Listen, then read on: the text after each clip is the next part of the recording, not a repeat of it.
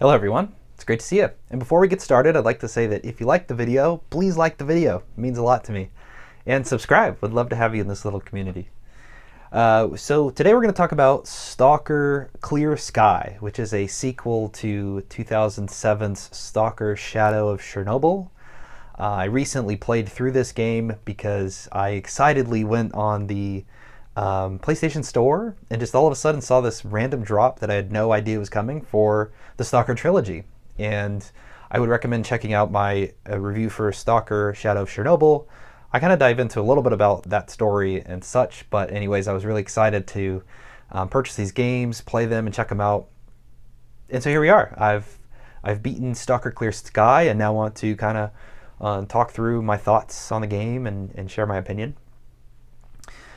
I will skip a little bit on the background because I shared as much as I could, like in depth, about what S.T.A.L.K.E.R is, what the world is, what's going on here, and so I'm really just going to dive into the new things that are kind of happening in S.T.A.L.K.E.R Clear Sky.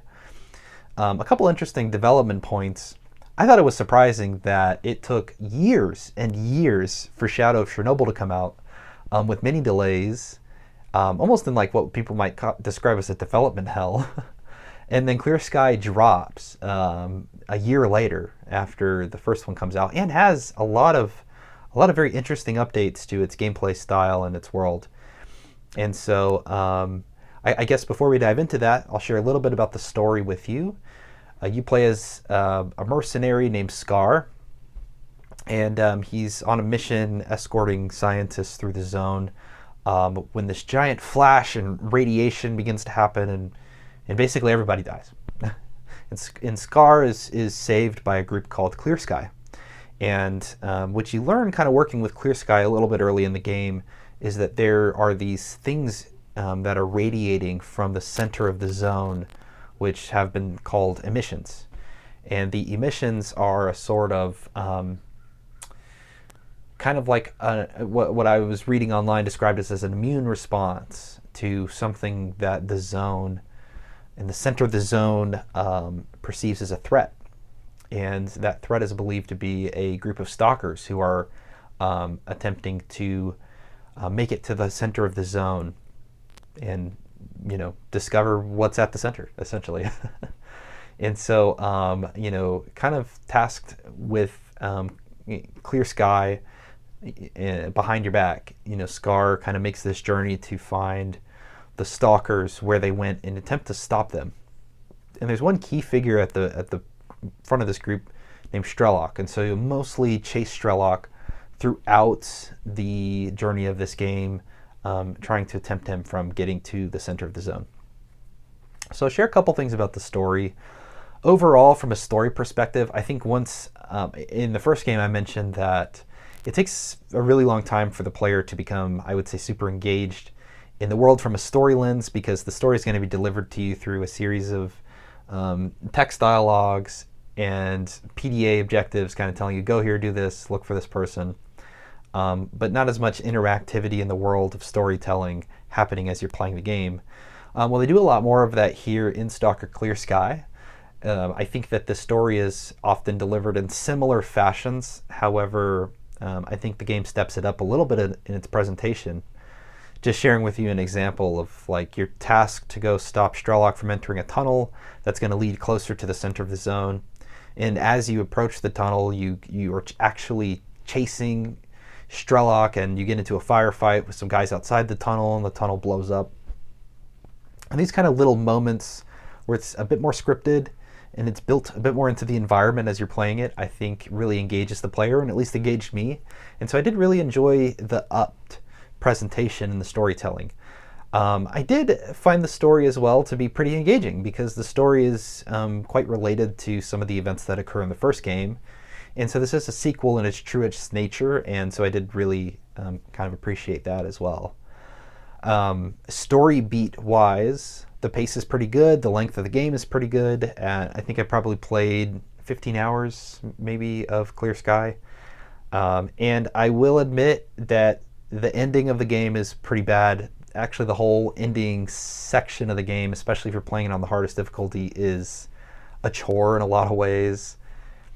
And the kind of conclusion of this game's story was very held down by both that frustrating experience, but then also the constant glitches that I experienced throughout. There's a part where you're chasing Strelok towards the end of the game, and for me, multiple times, he just fell through the geometry. Like one time, he just fell through the entire Earth. I'm like, okay, well, I can't really chase him. I gotta go out of the bounds of the 3D world in which you've built, GS Game World. And so I did think that was pretty funny. But yeah, I mean, the story was okay, and it did have some frustrating encounters like that along the way. But I can tell that they definitely attempted to enhance it between the first and second game, and so I can very much appreciate that. In the navigation space, the world is pretty similar to Stalker 1. I mean, you'll spend a lot of time traversing across the exclusion zone, making it from objective to objective.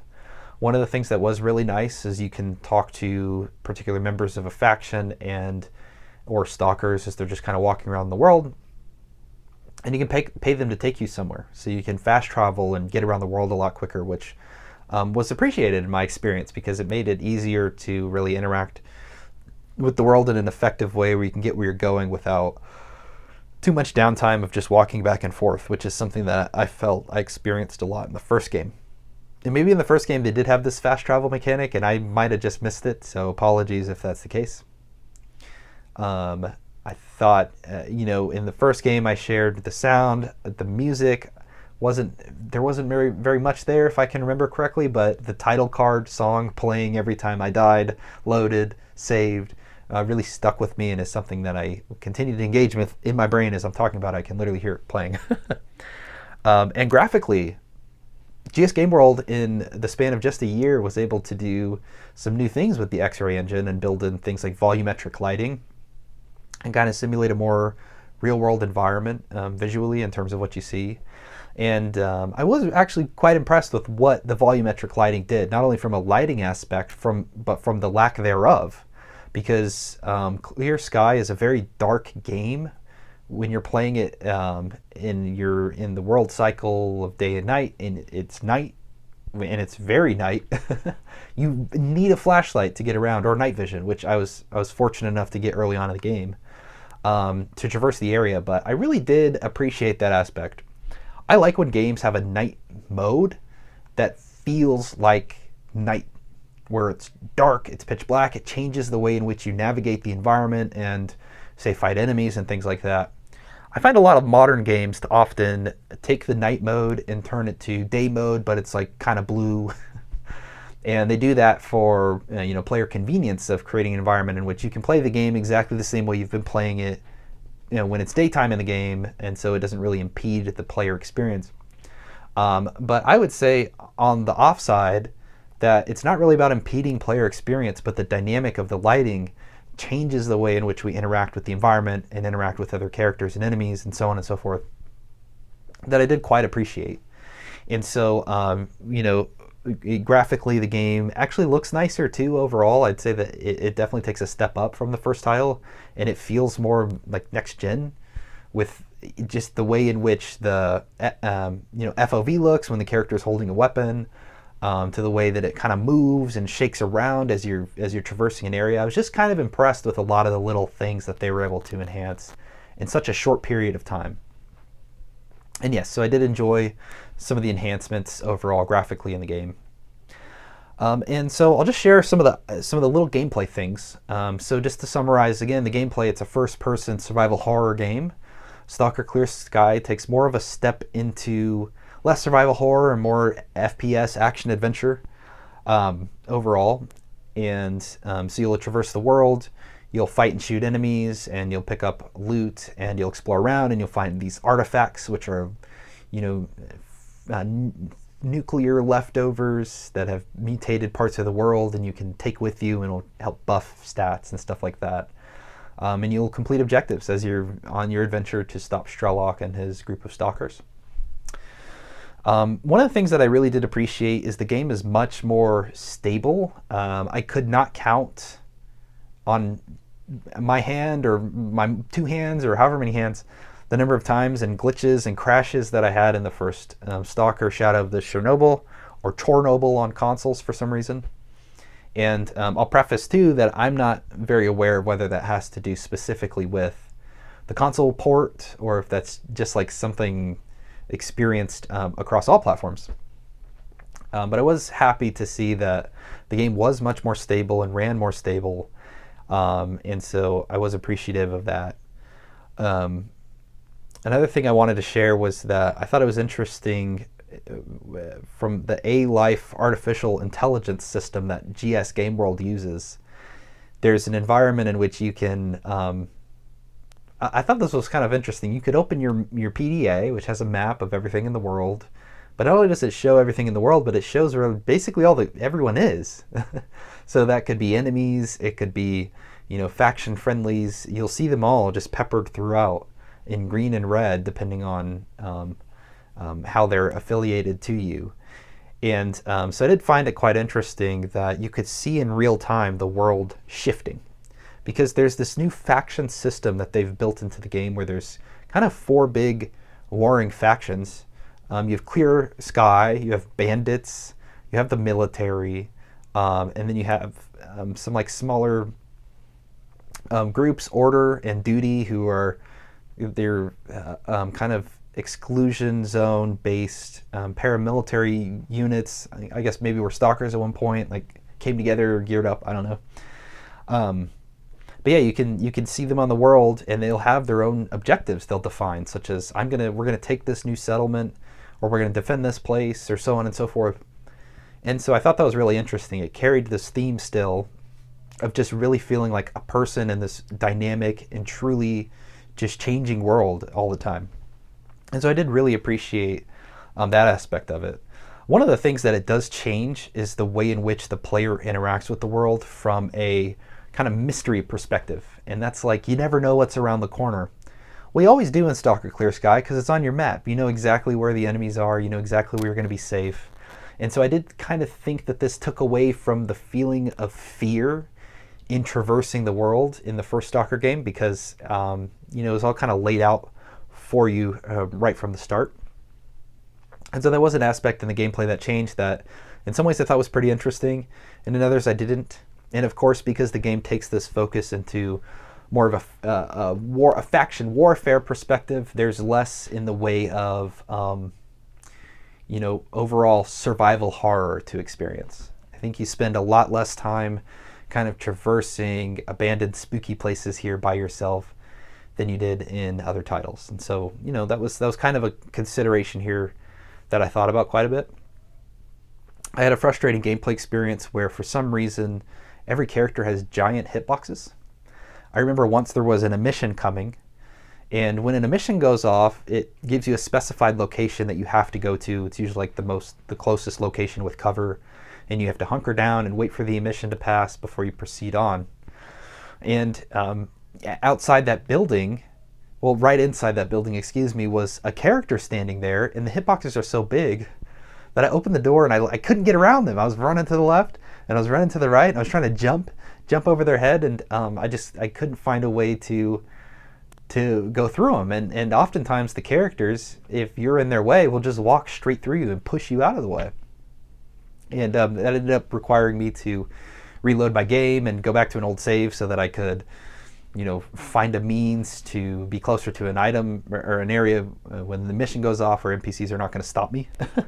And so I just thought that was pretty interesting, and I was like, wow, the hitboxes are huge on these guys. I mean, you couldn't be within 2 feet of them in some instances.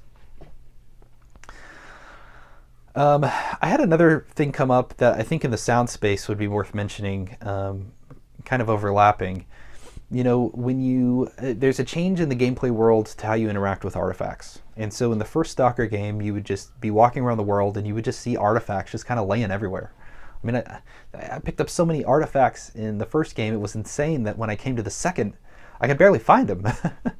And I enjoyed the change in dynamic in the way in which the player interacts with artifacts, because now, as opposed to just seeing them out in the world and picking them up, you have to use a detection device, and there's different iterations of it. There's some that will show when you're in proximity, some that will just light up when there's one around, others that'll point directly to their location, and so you'll walk around an area where they're is an artifact, and then you'll pick it up. And a couple of things that having one of these items is supposed to do for you is give you detection about radioactive material in your nearby area via Geiger counter, and also sound detection for these artifacts to kind of alert you when there's one nearby. And I had a very strange glitch where neither of those things ever worked. So I would have to trial and error, just run through a place and just get hit by a ton of radioactivity and dose myself up to fix that. That was kind of disappointing because I did want to experience the game. I think it takes away from the immersion, right? When you have a Geiger counter and the Geiger counter is just kind of broken the whole game. And so that is something that I experienced. But it didn't hinder the gameplay experience necessarily. It's just something I would have appreciated if I did have. So kind of just talked a lot of the new enhancements that came from the first game to the second.